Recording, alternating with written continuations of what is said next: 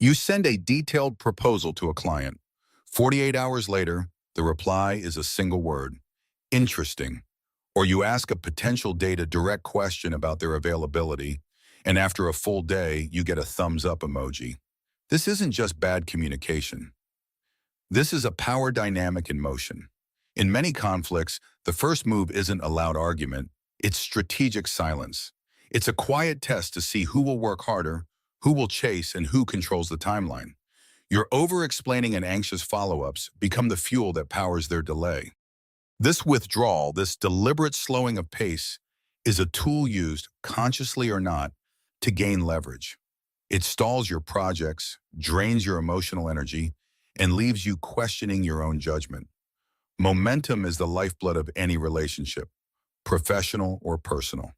When it stalls, trust erodes.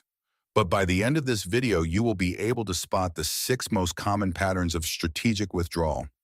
More importantly, you'll have a toolkit of calm, clear responses to reclaim the momentum, protect your boundaries, and discover who is truly ready to meet you halfway.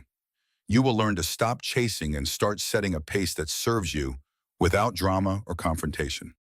The first tell is the effort mismatch. You send a thoughtful paragraph with clear details and a direct question. The response you get back is a single, low-effort word like cool, maybe, or just an emoji.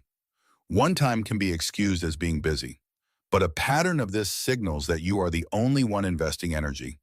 In a work negotiation, you might send a detailed breakdown of terms, and the vendor replies with, looks good. Good for who? What are the next steps?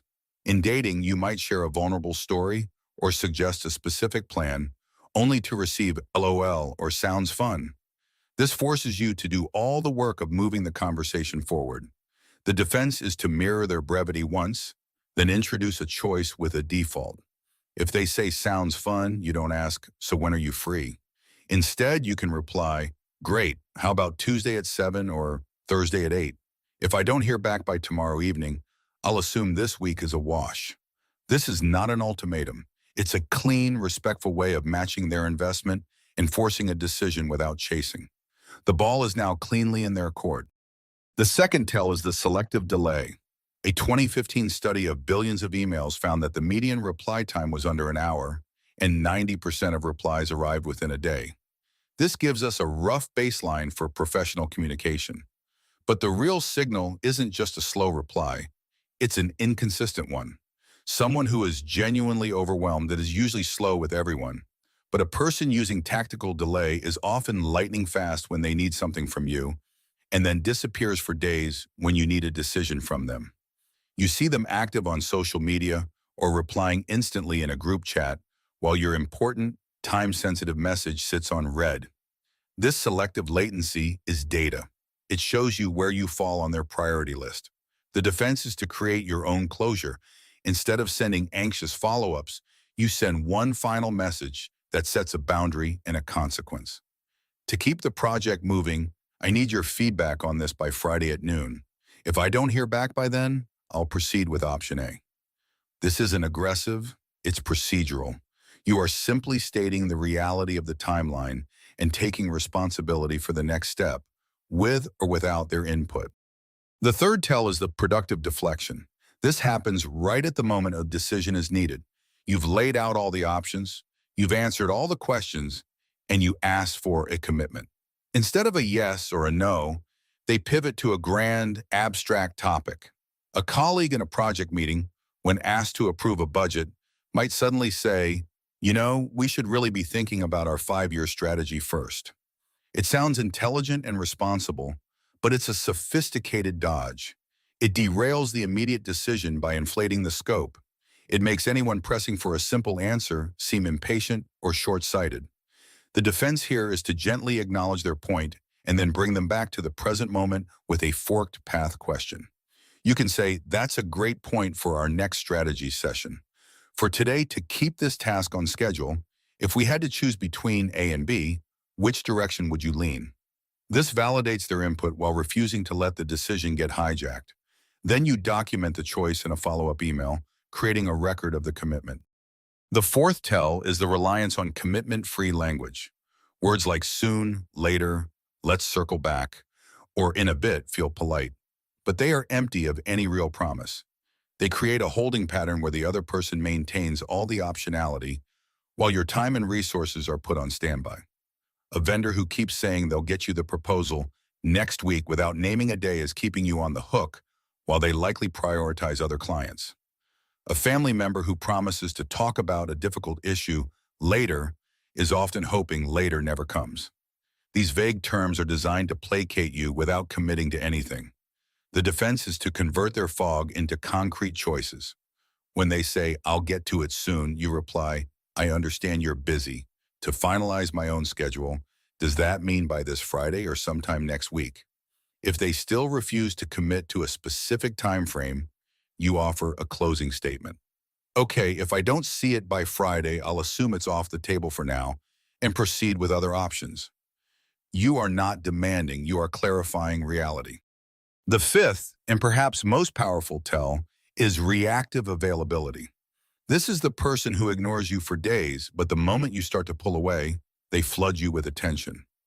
Or they only respond quickly when a competitor or a boss is copied on the email. This pattern creates a powerful psychological hook. In the 1950s, psychologist B.F. Skinner discovered that the most effective way to train a behavior is not with constant rewards, but with intermittent, unpredictable ones. This is called a variable ratio reinforcement schedule, and it's the same principle that makes slot machines so addictive. The long silences, followed by a sudden burst of warmth, trains your brain to keep trying, to keep pulling the lever, hoping for that next small payout of their attention. It feels like you're finally making progress, but you're actually being conditioned to chase. The defense is simple but not easy.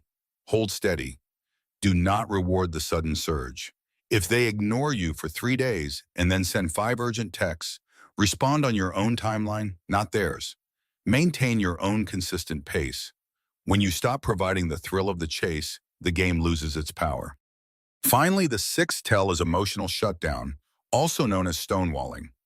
This is the most famous of the patterns, identified by psychologist John Gottman as one of the 4 key predictors of relationship failure.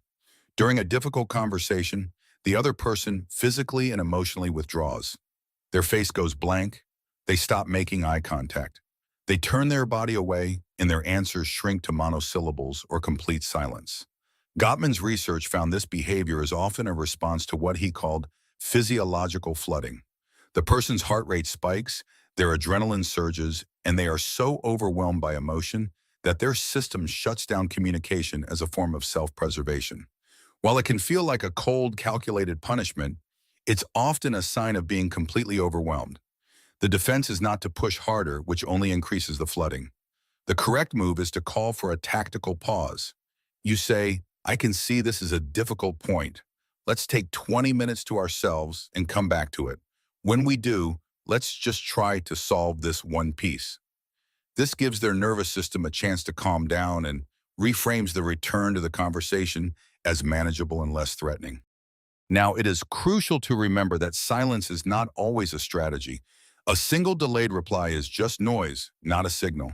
People have emergencies, illnesses, and overwhelming workloads. Some people with anxiety or neurodivergence may process communication differently. Different cultures have different tempos. The key is to look for a pattern of behavior that consistently puts the burden of effort on you. Default to a charitable interpretation the first time. The second time, it's time to install a clear boundary.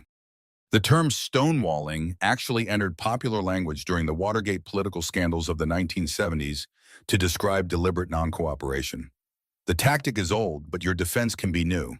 The ultimate reframe is this: silence isn't a mystery you have to solve. It's data. A person's response patterns tell you everything you need to know about their level of investment, respect for your time, and capacity to collaborate. Your job is not to decode their silence, but to observe the data and act on it with clarity. So here is your one action for this week. Identify one relationship, at work, in dating, with family, where the momentum feels stalled by silence. Instead of sending another chase email or text, define your own boundary. Decide what you will do if you don't hear back by a specific time, and then calmly follow through. You set the pace. If these defender-first tools help you feel more grounded and in control, consider subscribing to Mind Mode. We focus on the applied psychology of reading people, holding boundaries, and moving with calm power. No games, just clarity.